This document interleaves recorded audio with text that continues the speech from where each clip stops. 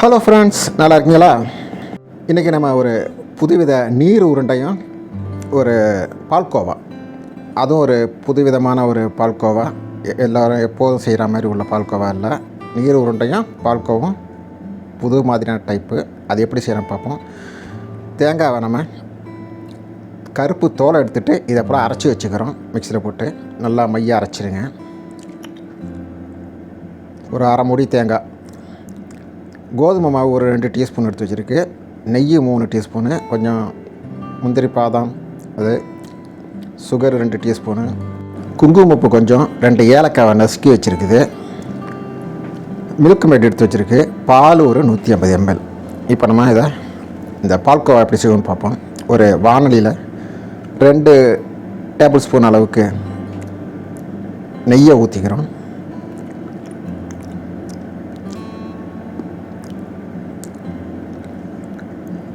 நெய்யை சூடானவுடனே அந்த முந்திரியும் பாதாமையும் அரை முழுசுமாக அதை உடச்சி லேசாக பொன்னிறமாக ஃப்ரை பண்ணி அதை எடுத்து வச்சுக்கிறோம்.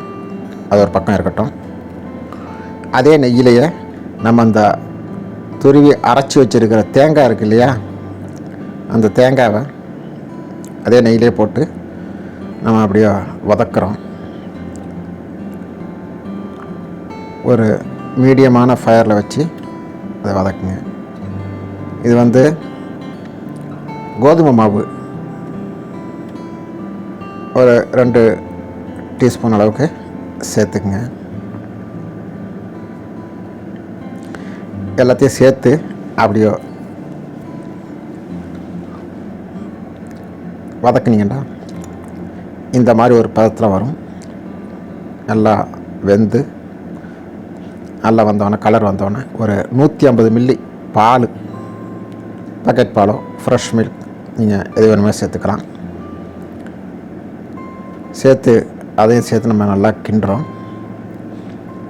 இந்த குங்குமப்பூவையும் ஏலக்காய் பொடிச்சு வச்சதையும் அதையும் சேர்த்து அதோட மிக்ஸ் பண்ணி கிண்டுறோம்.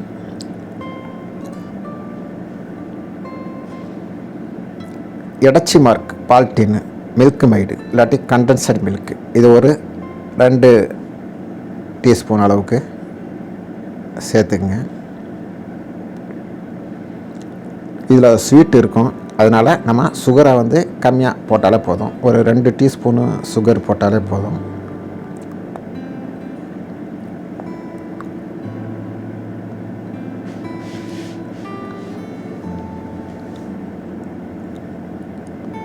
ரெண்டு டீஸ்பூன் அளவுக்கு சுகர் போட்டு நல்லா மிக்ஸ் பண்ணிக்கிட்டா அருமையான ஒரு பால்கோவா தயாராகி வரும். செம்ம டேஸ்டியாக இருக்கும்.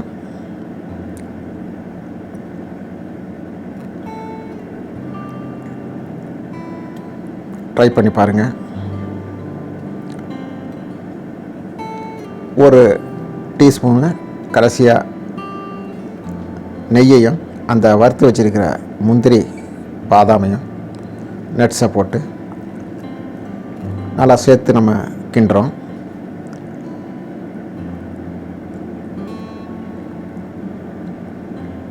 நல்லா கிண்டி இப்போ அருமையான சுவையான டேஸ்டியான ஒரு பால்கோவா ரெடி ஆகிடுச்சு. சிறிது நேரத்துலேயே நம்ம இதை செஞ்சு முடிச்சிடலாம். இனிமேல் எடுத்து சாப்பிட வேண்டியது தான். அடுத்து நம்ம ஒரு நீர் உருண்டை, இந்த நீர் உருண்டை எப்படி செய்கிறதுன்னு பார்ப்போம். இது ஒரு சுலபமான ஒரு ரெசிபி தான். அதுக்கு முதல்ல கொஞ்சம் தாளிப்பு கொஞ்சம் செஞ்சு எடுத்து வச்சுக்குவோம். ஒரு வானலியில் ஆயில் கொஞ்சம் விட்டு கடுகை போட்டு பொரிய விடுங்க. பொரிஞ்ச பிறகு ஒரு 5-6 காஞ்ச மிளகாவை 1-2 உடச்சி அதே இதில் போட்டு வதக்குறோம். லேசாக வதங்கினோடனே அடுத்து நம்ம வச்சுருக்கிறது உளுத்தம்பருப்பும் கடலைப்பருப்பும். இது ஒரு டேபிள் ஸ்பூன் அளவுக்கு இதையும் சேர்த்து நம்ம வறுத்துக்கிறோம்.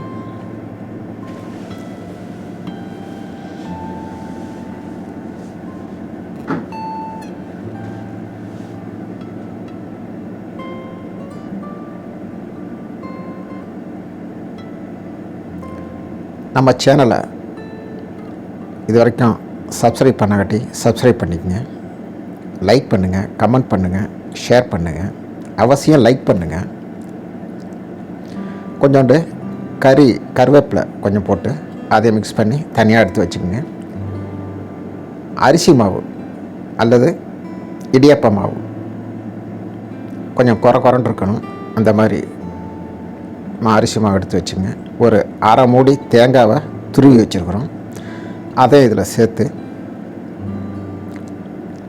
எல்லாம் மிக்ஸ் பண்ணிக்கங்க. கொஞ்சோண்டு தேவைக்கு உப்பு சேர்த்துங்க.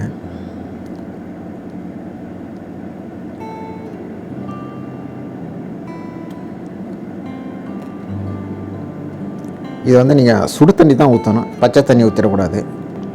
கொஞ்சம் கொஞ்சமாக சுடு தண்ணியை ஊற்றி இதை நல்லா மிக்ஸ் பண்ணுறீங்க.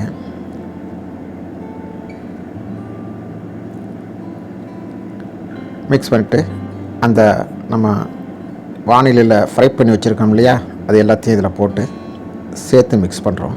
எல்லாம் நல்லா கலந்து முதல்ல நம்ம செஞ்சது ஸ்வீட்டு, இது நமக்கு காரமாக இருக்கும். ஸ்வீட் அண்ட் காரம் நல்ல ஒரு மேட்சாக இருக்கும். செஞ்சு பாருங்கள். கொஞ்சம் கொஞ்சமாக வெந்நீரை ஊற்றி சுடு தண்ணியை ஊற்றி இது போல் நல்ல ஒரு கரெக்டான பதத்தில், இந்த பதத்தில் ஒரு உருண்டை பிடிக்கிற அளவுக்கு, இந்த மாதிரி உருண்டை பிடிக்கிற அளவுக்கு நீங்கள் பிணைஞ்சி வச்சுங்க. பிணைஞ்சி உருண்டையும் போட்டு ஒரு பிளேட்டில் எடுத்து அடுக்கி வச்சுக்கோங்க.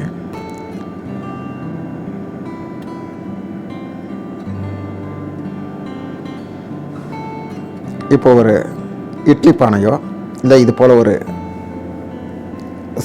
பாத்திரத்தில் நம்ம தண்ணி வச்சு சூடாக்கி வச்சுருக்குறோம். இல்லை இது இந்த பாத்திரம் எல்லாம் கட்டி, இந்த மாதிரி உள்ள பாத்திரம் எல்லாம் கட்டி வேக வைக்கிற பாத்திரம் இது எல்லாம் கட்டி நம்ம இட்லி பானையிலே செய்யலாம். இதே போல் இட்லி தட்டு மேலே இந்த மாதிரி உருண்டெல்லாம் எல்லா உருண்டையும் அடுக்கி மூடியை போட்டு ஒரு 7லேருந்து ஒரு 10 நிமிஷம்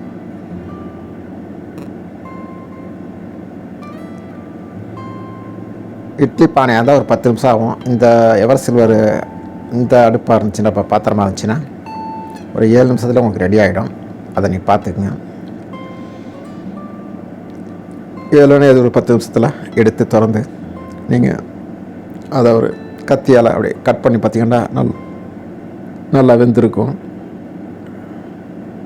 ரெடி ஆகிடுச்சின்னு அர்த்தம்.